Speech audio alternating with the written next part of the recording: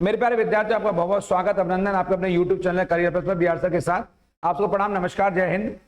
आप सभी लोग दोनों हाथ जोड़कर अपनी मां के चरणों में प्रणाम करेंगे। आज बड़ा एक जिज्ञासु भरा क्वेश्चन है कि आखिर दिल्ली पुलिस का एग्जाम जो महाधमाल मचाने वाला है, एग्जाम हमारे बीच में आ चुका है, आखिर उसकी कट ऑफ क्या रहने वाली है। बच्चों के अक्सर मुझसे ये फोन आ रहे हैं, वो बच्चे कमेंट करके भेज रहे हैं, सर कैसे कट ऑफ और बताए थे। तो मैंने आपको एक वीडियो इसके सिलेबस के बारे में भेजा मैंने आपको, और मैं आपसे इस पर बात करूंगा आज आपके इसके कट ऑफ वाले विषय पर। और मैं आपको बताऊंगा कि कितनी पोस्टें इसमें आई हुई हैं और कौन कौन सी पोस्टें हमारे लिए इंपॉर्टेंट है, उस पर बात करूंगा आप लोगों से यहाँ से। तो ये कांस्टेबल के लिए जो हमारा ये एग्जाम आया हुआ है यहाँ पर, और अगर हमें वाकई में सिंघम बनना है, वाकई में हमें अगर भर्ती होना है, तो कमर कसनी पड़ेगी आपको। और मैं पीछे बता चुका हूं आपको, मैंने सिलेबस के बारे में चर्चा की थी आपको। ये 100 अंकों का पेपर है और 100 ही क्वेश्चन हमारे एग्जाम आने वाले हैं, जिसके लिए हमें 1.5 घंटा मिल रहा है, यानी 90 मिनट मिल रही है, जो कि बहुत पर्याप्त है हमारे लिए। क्योंकि इसमें बड़ा पार्ट है जो मैं आपके लिए लेकर आया हूं, वो 60 नंबर का पार्ट है। 50 नंबर की डायरेक्ट जीएस है, जीएस जी के, और 10 नंबर का कंप्यूटर है, वो भी जीएस का ही एक हिस्सा है। और 25 नंबर की रीजनिंग है, और 15 नंबर का उसमें रीजनिंग वाला पार्ट, 15 नंबर का अर्थमेटिक वाला पार्ट है, यानी 25 नंबर की रीजनिंग है और 15 नंबर का अर्थमेटिक वाला पार्ट है। तो 40 नंबर वो है और 60 नंबर जीएस जीके के, जो बहुत इंपॉर्टेंट है। आपको पता है कि इसमें जो पदों की संख्या है वो 7547 पद है। ये हमारे लिए बड़ा इंपॉर्टेंट है, एक बड़े भारी भरकम पद है।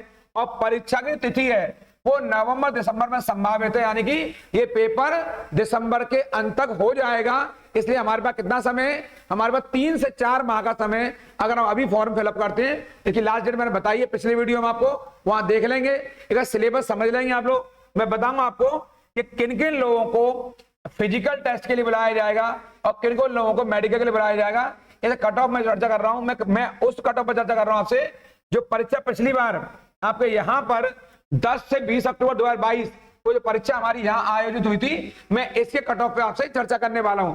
बड़े ध्यान से आप लोग अपनी कॉपी निकाल लेंगे और कॉपी में इस कट ऑफ को उतार लें, क्योंकि ये कट ऑफ आपको याद दिलाता रहेगा कि हमें कितने अंकों की आवश्यकता है, कितने % नंबर चाहिए जिससे हमारा काम बन जाए। मैंने पीछे बताया इसमें नेगेटिव मार्किंग भी है, 1/4 इसकी नेगेटिव मार्किंग है, जो बहुत बहुत इंपॉर्टेंट है आपके लिए। आपको मैं याद दिलाऊंगा, यहाँ पर स्क्रीन के ऊपर दिखाई दे रहा है आपको ये सब, ये ईडब्ल्यूएस का पार्ट है, यानी कि इकोनॉमिकली वीकर सेक्शन, जो आर्थिक रूप से पिछड़े हुए लोग हैं, आर्थिक रूप से कमजोर वर्ग हैं, आर्थिक रूप से उनकी कट ऑफ रही है वो 66.66024 रही है। यानी पॉइंटों में भी इतना अंतर बढ़ जा रहा है यहाँ पर, जो बहुत इंपॉर्टेंट है। जो बच्चे मान लेते हैं 1 नंबर से क्या फर्क पड़ेगा, अगर 1 नंबर नहीं आएगा तो क्या हो जाएगा। आज हमें उस 1 नंबर की भी जरूरत है जो वाकई में हमें नंबर दिलाएगा। आप ये क्यों सोच रहे हैं कि हम पास हो जाएं, ये सोचिए क्यों ना हमारी रैंक बन जाए ऊपर से नीचे की ओर हम आए आपके। इस क्रम में आप देखेंगे जो एससी का कट ऑफ है ये वाला, तो वो रहा है आपके 62.11324%, जो बहुत इंपॉर्टेंट है। और इस क्रम में जो एसटी यानी शेड्यूल्ड ट्राइब्स, जो शेड्यूल्ड ट्राइब्स वर्ग के लोग हैं, यानी कि जो आदिवासी समुदाय के लोग हैं, जो अनुसूचित जनजाति वर्ग के लोग हैं, इनका जो कट ऑफ रहा है वो आपके 55.68709% रहा है। यहां पर देखेंगे, यानी जो अनुसूचित जाति है, एससी वर्ग के लोग हैं, शेड्यूल कास्ट वर्ग के लोग हैं, उनका लगभग 62% है, और जो एसटी वर्ग के लोग हैं उनका लगभग 55% है। और जो ओएच वर्ग के, यानी जो ऑर्थोपेडिकली हैंडीकैप्ड हैं, उनके लिए इसका रेशियो है वो 38.03753% है, यानी लगभग मैं कह दूं तो 38% रेशियो है इनका। ये मैं आपको पुरुष वर्ग की कैटेगरी बता रहा हूं, यानी मेल वर्ग की बता रहा हूं, फीमेल की नहीं बता रहा हूं। वो मैं फीमेल पे अभी, महिलाओं पे अभी चर्चा करूंगा आपसे। इसमें जो अदर बैकवर्ड वर्ग, अदर बैकवर्ड क्लास, यानी जो अन्य पिछड़े वर्ग के लोग हैं, यहाँ पर जो अन्य पिछड़े वर्ग के लोग हैं उनकी लगभग 66.48676% रही है, लगभग 66% इनकी कट ऑफ रही है आपके।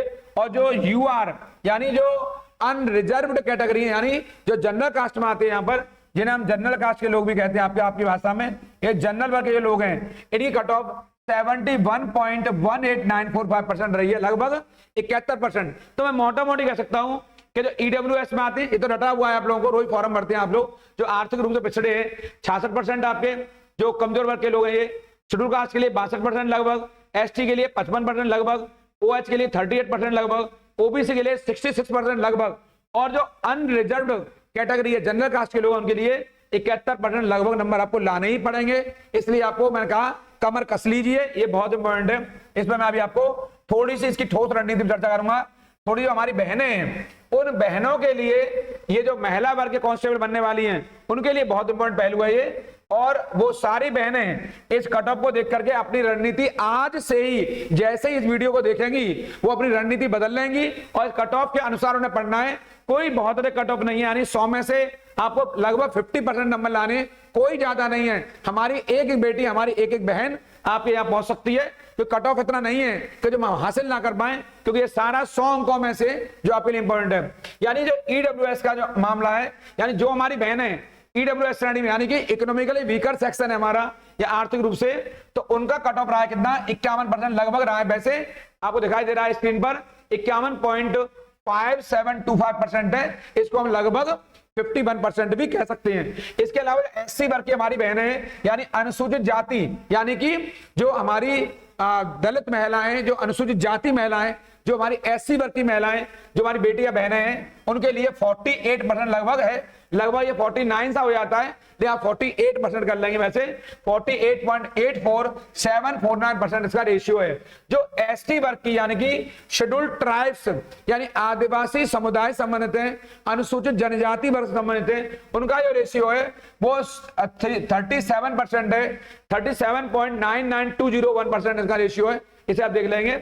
जो OH, जो मैंने बताया अभी आपको, जो ऑर्थोपेडिकली हैंडीकैप्ड हैं, उनके लिए मामला ये 30.00%, लगभग 30% है एग्जैक्ट आपके। और जो ओबीसी वर्ग की हमारी बहनें हैं, यानी अदर बैकवर्ड क्लास में, अन्य पिछड़े वर्ग में, उनका जो रेशियो है वो 53% है। वैसे 02424% भी है, उसको आगे लगा हुआ है। और जो अनरिजर्व कैटेगरी हमारी बहनें हैं, उनके लिए मामला ये 60% का है। यानी कि जो जनरल में हमारी बहनें आती हैं, उन लोगों के लिए रेशियो 60.82149% का। यानी कि आपको देख के यहां पर थोड़ी सी हैरानी होगी कि जो अनरिजर्व कैटेगरी है और जो आपका ओबीसी कैटेगरी है, ये लगभग टक्कर खा रहे हैं। और जो ईडब्ल्यूएस है, ये बहुत तगड़ा आज चढ़ता हो ग्राफ है। बहुत से बहुत अच्छे क्या करते हैं, ईडब्ल्यूएस का फॉर्म भरवाते हैं, लेकिन फिर भी ईडब्ल्यूएस का फायदा तो उन्हें मिल ही रहा है। तो इसलिए आप ध्यान देंगे कि हमारी लड़ाई इस 50 या 60 पे नहीं, हमारी लड़ाई 80% की है। जब तक तोड़ेंगे नहीं, तब तक छोड़ेंगे नहीं। आप आज से ही कमर कस लीजिए, एक रणनीति बना लीजिए। मैंने पिछले क्लास में आपको सिलेबस का डिस्कशन किया है, उस पूरे वीडियो को देख लेंगे, सारे वीडियो को उतार लेंगे और अपने चहेतों को, अपने मिलने वालों को उसको लाइक और शेयर कराना बिल्कुल नहीं भूलेंगे, ताकि मेरी बातें घर घर और जन जन तक पहुंच सकें। क्योंकि ये वही मामला है जो आपको सिंघम बनाएगा, सिंघम लेडी बनाएगा, सिंघम पुरुष बनाएगा। घर घर तक हमारी अगर सुरक्षात्मक, अगर अच्छे कैंडिडेट पहुंचेंगे, बढ़िया कैंडिडेट पहुंचेंगे, तो सुरक्षा के मानक बेहतर तय हो जाएंगे। अब मैं आपको बताता हूं, तो एक ठोस और सफल रणनीति आज से ही अपने सिलेबस निकाल लीजिए। सिलेबस के एक एक पन्ने को रटना स्टार्ट कर दीजिए। आखिर मुझे संविधान से कितने क्वेश्चन आएंगे, इतिहास से कितने क्वेश्चन आने वाले हैं, इतिहास में प्राचीन भारत से, मध्यकालीन भारत से, आधुनिक भारत से और आधुनिक विश्व से कितने क्वेश्चन आने वाले हैं। अमेरिकन क्रांति कब हुई है, रूसी क्रांति कब हुई है, फ्रांसीसी क्रांति कब हुई है, इंग्लैंड की ग्लोरियस क्रांति जिसे गौरवमयी क्रांति कहते हैं, वो कब हुई है। ये सारे पहलुओं पर, चाहे पहला विश्व युद्ध हो, चाहे द्वितीय विश्व युद्ध हो, चाहे हमारा पुनर्जागरण का दौर हो, इन पर चर्चा करेंगे। भूगोल वाला पार्ट, इसके अलावा हमारा अर्थव्यवस्था वाला पार्ट, इसके अलावा हमारा ईवीएस का पार्ट, जो पर्यावरण अध्ययन है, बहुत चढ़ता हुआ पार्ट है। ईवीएस का एक भी क्वेश्चन नहीं छोड़ेंगे। कंप्यूटर के 10 क्वेश्चन है, वो सामान्य कंप्यूटर आने वाला है। मैंने पीछे बताया निबल क्या है, बिट क्या है, बाइट क्या है, बग क्या है, क्या क्या कंप्यूटर त्रुटियां होती हैं, कौन कौन सी फाइलें होती हैं, बिल्कुल जनरल कंप्यूटर क्वेश्चन आएगा, जो मैं आपको इसी प्लेटफॉर्म पर पढ़ाई की पंचायत में मैं आपके लिए लेकर आने वाला हूं। तो सिलेबस का पहले अध्ययन करेंगे, ये हमारा पहला हाफ है रणनीति का। उसके बाद दूसरा हाफ है हमारा क्वेश्चन के नेचर को समझना। वो समझेंगे हम पुराने टेस्टों के आधार पर, जो 18 में, 20 में, 21 में, 22 में जो पेपर हुए, उन पेपरों को मैं ऐसी प्लेटफॉर्म पर आपकी पढ़ाई की पंचायत में यहीं पर सॉल्व आउट कराऊंगा।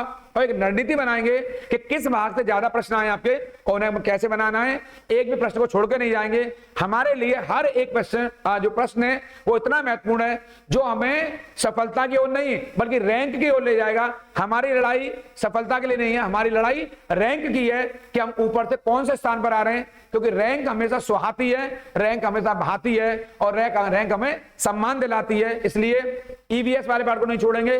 करंट अफेयर्स का बहुत इंपॉर्टेंट पार्ट है, उसको रट लेंगे यहां से।